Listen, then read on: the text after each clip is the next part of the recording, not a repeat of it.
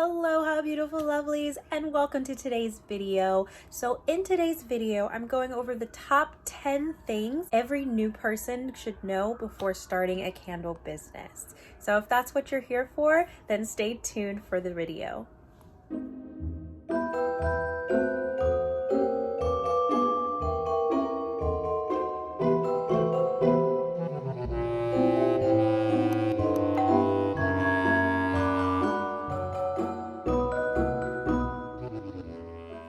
Number one, making sure that you have enough space for your business. So with a candle business, similar to really any other handcrafted goods business, you need a lot of space. So if you're in a small house or an apartment, making sure that you have that space or at least some way to separate your business space from your personal space is so important.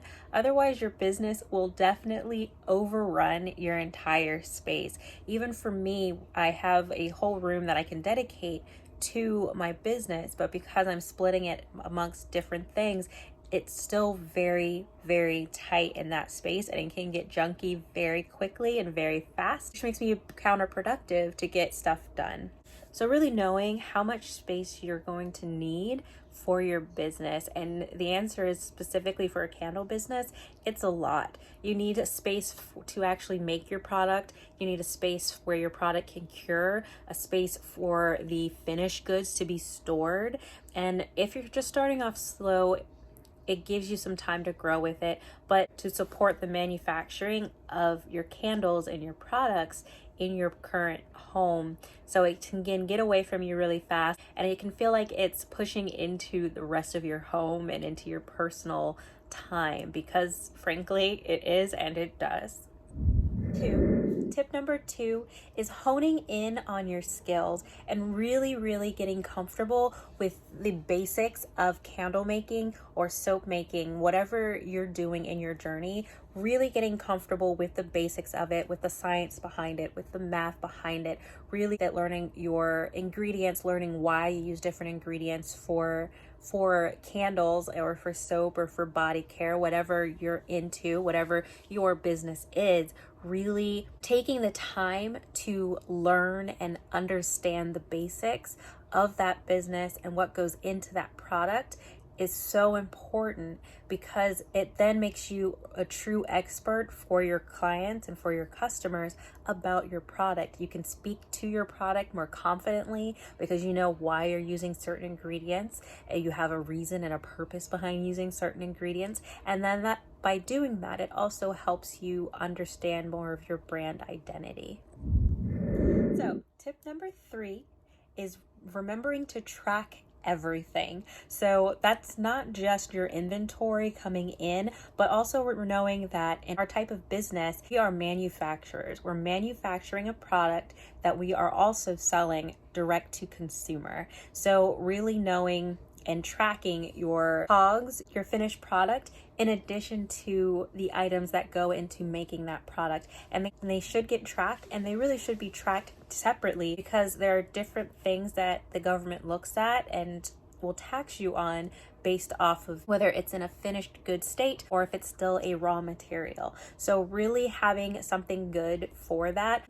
Personally, I use Crafty Base. I recommend it. I know a lot of other people recommend it as well. It's a really good software, and it's specifically made for crafters, and it's really made for businesses that are handcrafted or more like indie style businesses, and you can scale with the software as well. They have different plans that they offer that can really suit the needs for whatever you're needing at that time. So outside of inventory tracking, also tracking your progress with recipes while you're honing in on your skills and figuring out what you're going to be doing and what a final product you're going to be producing, so that you can, if you're taking the notes and you're logging what's going on each time you're going to go experiment or make a batch or try anything, even if you're past the basics part but you're actually developing your line, still take those notes on what you're doing each time, so that you can either one, replicate it if you really like it,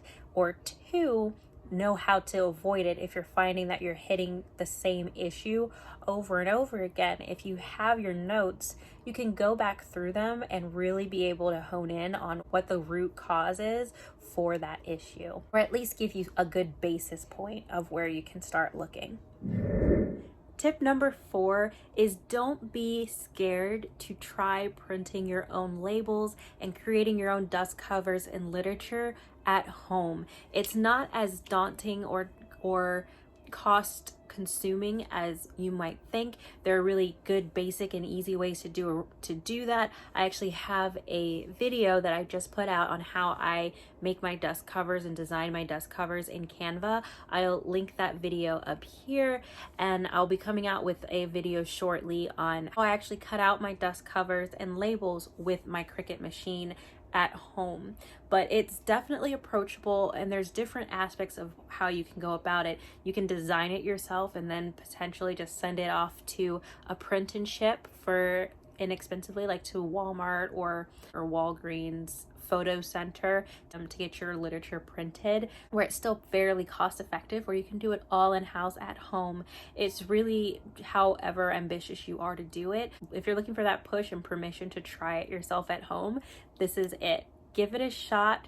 Play around with your printer settings, play around with the different softwares, whatever feels the most comfortable for you, and just give it a try. It won't hurt you to try it. It's a good way to get a feel for different materials and to be able to put together prototypes for yourself. So before we continue on, if you are liking this content so far, please go ahead and boop that like button for me, subscribe, and turn that bell notification on so you can be the first to know for each of my videos. And also, if you guys could please go ahead and comment down below which days work the best for you for posting. Since we're getting closer to the New Year's, I am deciding on which day to add an additional upload. So currently, on a normal schedule, I just upload on Wednesdays, and I would like to add a second upload day each week to communicate with you guys and to give you guys content. So please go ahead and comment down below what days work best for your schedule. So that brings us to tip number 5, and that is deciding on your goods. I recommend either starting off, if you know what vessel you want to use, or know for sure what type of wax you want to use.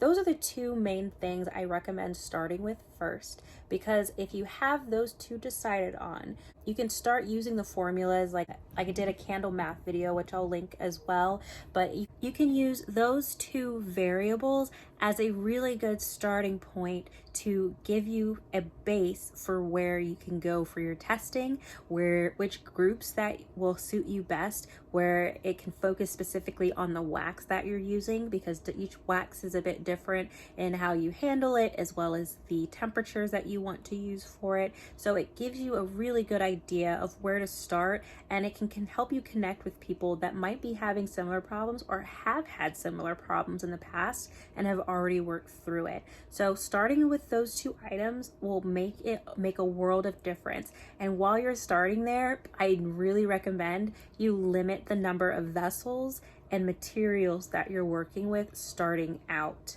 It's really calling back to tip number 2 of honing in on your skill, because if you're working with very specific vessels and very specific materials, it really allows you to become an expert in those materials. And once you're comfortable and you feel good about it, then expand out from there. Limiting your variables brings us right into my 6th tip, and that fragrance oils can be so addicting. It's so addictive to want to be purchasing more and trying them out, because there's so many different suppliers and each one has different options, or even similar options, but they don't smell quite the same. They differ from each one, and you just want to try them all, and you won't necessarily have a space for them in your line starting out. And so going in knowing that you're not alone, of feeling that pull to want to order more fragrance oils and keep trying more and more and more. You're not alone there. We are all in that same boat with you. We completely understand.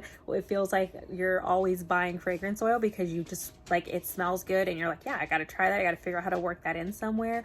But it's really easy to get away from yourself on that very quickly. So knowing that ahead of time is super helpful because it can help you pinpoint, okay, I'm looking for this kind of scent, this kind of scent, and this kind of scent, and I'm thinking I want this general type of note profile from these individual scents, and that'll give you a better idea of what fragrance oils to bring in and try for your items. And a lot of people also recommend just using to bring in the sample sizes, which you can't get a lot done by that, but you can use them in either wax melt, or typically you can maybe make one candle out of that. And when you're just trying to figure out scents that you like or don't like, the sample sizes are good. That sample is a fragrance that you like and you want to include, then jump on it from there. So that brings us to tip number 7, and that is really understanding your customer acquisition cost. And what that simply means is the amount of money it takes to acquire your customers. And really, part of that is deciding how you're going to be selling your product. Are you just selling on Etsy or your own online platform? Are you doing markets in person, which I do recommend? I definitely recommend getting out into your local market, but part of that also relays into your social media campaigns, how you run them, how often you post, what type of posts and reels you decide to do for your business, and what aspects you decide to run all relay back into your customer acquisition costs. Are you going to be paying for ads? Are you not? Are you really just going to focus in on grassroots and guerrilla marketing? How are you planning to connect with your target audience, and how much money will it take for you to get there? So that tip directly ties right into my 8th tip, and that is finding your target audience as well as developing your brand identity. Understanding who you're selling to and what it is that they like, they need, and they desire is so important to be able to effectively market your product through the customer acquisition phase. Directly affects how you'll communicate to your target audience. It directly affects how you present yourself in your social media. It directly affects your marketing. It reflects your packaging, your philosophies. So really understanding your why for doing this and the why for your business is so important to then be able to really be able to reach out and connect to your target audience, whether that be local or whether that be somewhere else, and you're depending on that. But knowing that is half the battle, and once you have that, you can be a lot more targeted with how you do things and how you run things. To tip number 9, and that is testing is an endless cycle. You will be testing until the end of time, and it's going to feel like it's forever. And there are ways to do it in a more cost-effective way, but just know it's important. It's very, very important, and it's necessary. So you're not wasting your money on it, okay? Even though it might feel like it's dragging on, when you finally get that perfect blend of candle where it's giving the hot throw that you're wanting, the cold throw that you're wanting, and it's cooperating where it's not burning too hot or burning out. It's that perfect combination of candle that suits your brand and what you're looking for. It's a very magical moment, and I really hope you were paying attention and followed tip number 3, where you tracked everything so you know exactly how you got there and exactly how to recreate that magic. And for our 10th and final tip, protect yourself. This is a very hot topic, and I could probably do a video to this all on its own, but protecting your business, yourself, and your company. So as a disclaimer, I am not a lawyer or anything of that sort. So this is just my opinion, and take it as my opinion. And I do recommend getting the opinion of your own legal counsel on this and what's the best route for you. There's a debate, of course, of what's the best way to start a business. And most people will say, you know, if it's just you, go ahead and just do a sole proprietorship. And in a lot of circumstances, I would agree. But when it comes to candles, when it comes to body care, when it comes to soap, I don't think that's the route to go. I definitely believe getting an LLC or some type of incorporation is ideal and is your best bet, because specifically with candles, it is a liability. It's a big liability. You are sending something into someone's home that has a flame, and if they are mishandling it or something happens, that has a much higher risk for you than a t-shirt or printing business or a vinyl decal business. The liability there is much different, which directly then relates to getting insurance. And do you need it? Yes, you definitely need insurance. And since we're manufacturing a good, we really need two different types of insurance. You need general insurance because you're selling that product, but you also need product liability insurance, and that is what's going to cover you as the manufacturer of your own product. Product liability is going to cover you as the manufacturer, and general liability is going to cover you as the seller of that product. So really looking into that. I can't necessarily give you on what company will work best for you, because each state is different in their requirements, and even within the same insurance company, each state insures things differently because each state has different laws as well when it comes to candle businesses. So definitely check in with your city and your state on if they have any specific regulations around your specific type of business, whether you're a candle maker, a soap maker, or body care, or into beauty and body care. Really check in to make sure if there are any regulations around that. Then 2, check in with different insurance providers. So there's definitely, I know Next Insurance has been floating around where they have general, a lot of people are using them for general liability. Liberty Mutual has been brought up. I've seen a lot come up talking with different candle makers.